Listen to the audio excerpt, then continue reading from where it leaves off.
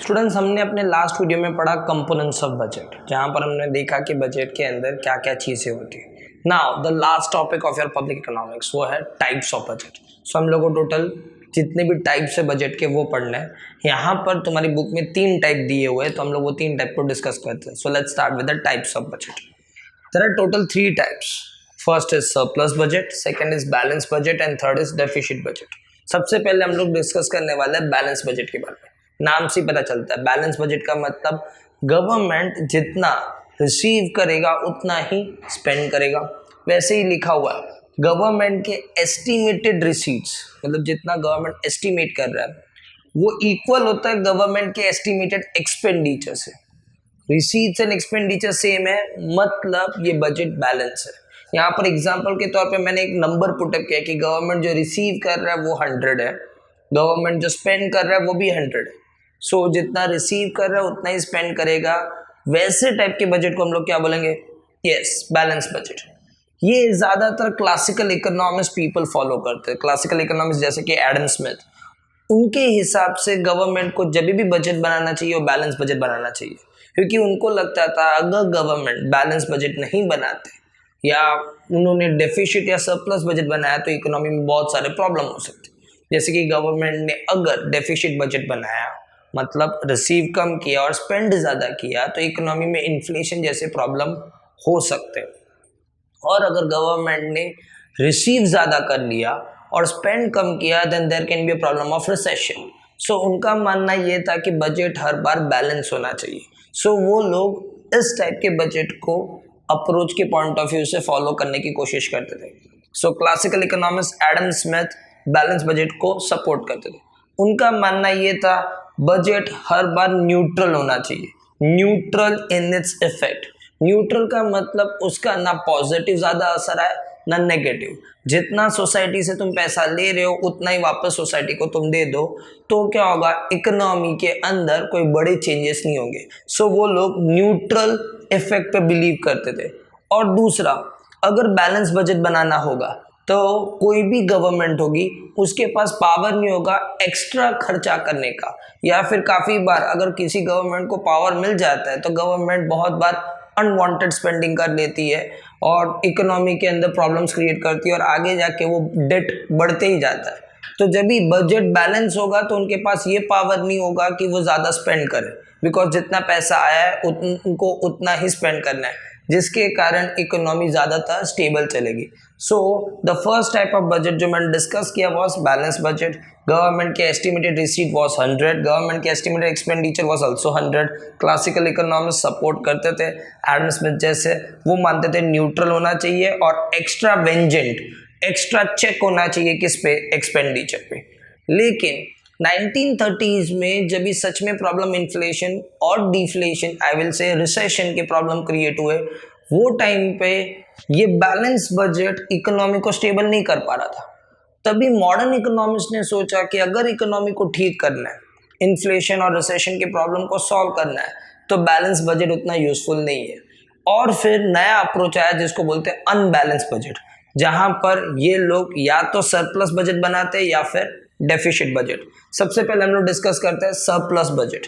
Surplus budget क्या होता है? गवर्नमेंट के जो रिसीट्स होते हैं वो ज़्यादा होते हैं, गवर्नमेंट के एक्सपेंडिचर कम होंगे, मतलब पैसे लेंगे ज़्यादा लेकिन स्पेंड कम करेंगे। सो गवर्नमेंट के पास जमा होता है और जिसके कारण नाम पड़ जाता है surplus budget. Modern economics people ये बजट को सजेस्ट करते थे और वो लोग मानते थे कि ये बजट यूजफुल है कभी जब भी तुम्हें प्रॉब्लम सॉल्व करना है इन्फ्लेशन का। इन्फ्लेशन का प्रॉब्लम एक्चुअली ज़्यादातर क्यों होता है? पीपल के पास जब भी ज़्यादा पैसे होते हैं यूजुअली और सामने गुड्स एंड सर्विसेज कम होते हैं तो ज़्यादा पैसों से डिमांड क्रिएट होती है, लेकिन गुड्स एंड सर्विस के न होने के कारण, शॉर्टेजेस होने के कारण प्राइसेस बढ़ने स्टार्ट हो जाते हैं।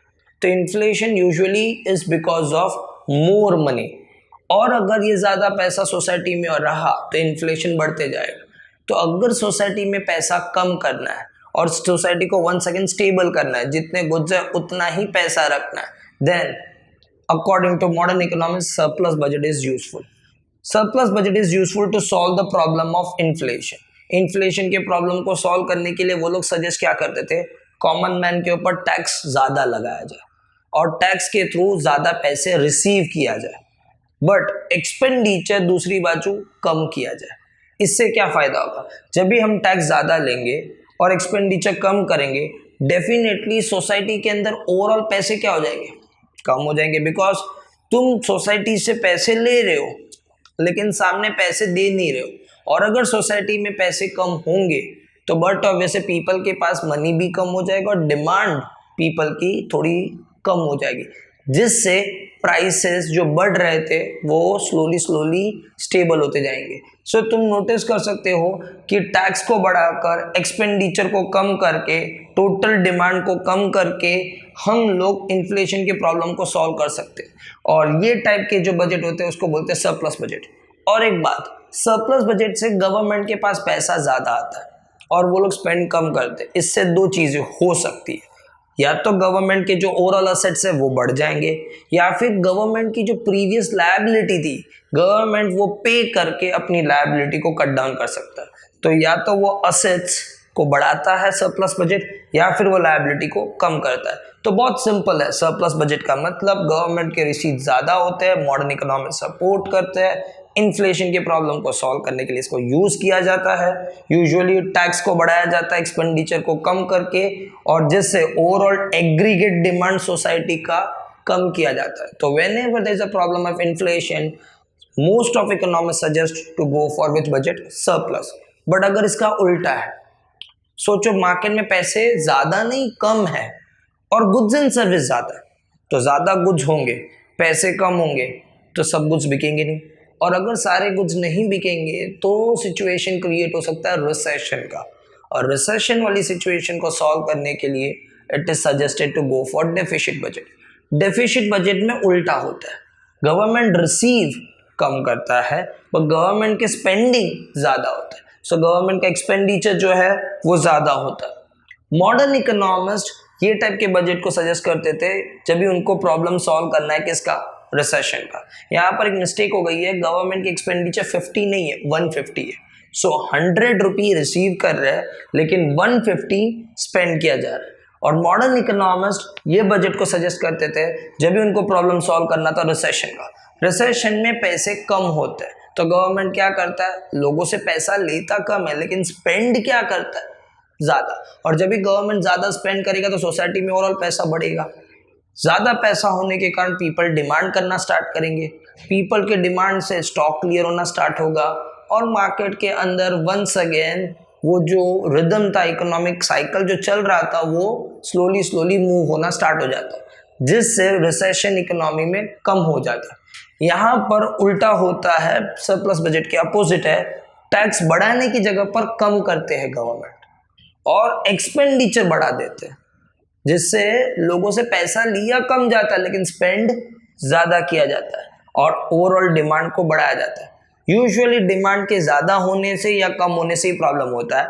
अगर डिमांड ज्यादा हो गई है then you should go for surplus budget ताकि डिमांड नॉर्मलाइज हो जाए, और डिमांड कम है then we should follow deficit budget ताकि वंस अगेन स्टेबल हो जाए। यहाँ पर भी वंस अगेन जब भी डेफिसिट बजट गवर्नमेंट बनाएगा, ज्यादा स्पेंड करेगा, तो गवर्नमेंट के पास जो असेट्स होंगे उसमें से थोड़ा उसे बेचना पड़ेगा ताकि वो ज्यादा स्पेंड कर सके। सो उसके असेट्स कम हो जाएंगे या फिर गवर्नमेंट को बोरो करना पड़ेगा जिससे उसकी लायबिलिटी बढ़ सकती है। सो एक शॉर्ट डिस्टिंग्विश काइंड ऑफ मैंने एक आंसर बना के दिया ताकि इसके अंदर तीनों टाइप के बजट भी क्लियर हो जाए, एज वेल एज तुम इसको डिस्टिंग्विश के फॉर्मेट में भी लिख सकते हो, बिकॉज एग्जाम के पर्सपेक्टिव से ये बहुत बार डिस्टिंग्विश में पूछा गया। सो यहाँ पर टोटल कितने टाइप्स के बजट है? 3। कौन कौन से? Balance, surplus, deficit. What is balance budget? Government receive ज्यादा करेगा, इक्वल करेगा और स्पेंड भी उतना ही करेगा। सरप्लस बजट गवर्नमेंट रिसीव ज्यादा करेगा, गवर्नमेंट स्पेंड कम करेगा। डेफिसिट गवर्नमेंट रिसीव कम करेगा लेकिन स्पेंड ज्यादा करेगा। ये क्लासिकल इकोनॉमिस्ट सपोर्ट करते थे, ये मॉडर्न इकोनॉमिस्ट और ये भी मॉडर्न इकोनॉमिस्ट। इवन ये दो टाइप को हम लोग अनबैलेंस बजट भी बोलते हैं। ये इन्फ्लेशन के प्रॉब्लम को सॉल्व करने के लिए यूज होता है, ये रिसेशन के प्रॉब्लम को सॉल्व करने के लिए यूज होता है। लेकिन अगर इकोनॉमी में कोई प्रॉब्लम नहीं है then it is always suggested to go for balance. और किस तरह से ये किया जाता है वो भी मैंने एक्सप्लेन कर दिया। यहाँ पर ये लास्ट आंसर था पब्लिक इकोनॉमिक्स का जो मैंने कवर कर दिया। आई होप कि तुम्हें ये पूरा आंसर क्लैरिफाई हो गया होगा और इवन स्टार्टिंग का components of budget, meaning of budget और बजट बनाते समय क्या क्या चीज़ों का ध्यान रखना होता है। That's it for today. यहाँ पर ये चैप्टर कंप्लीट होता है। Will meet in the next lecture जहाँ पर I will start with a new chapter. Bye bye.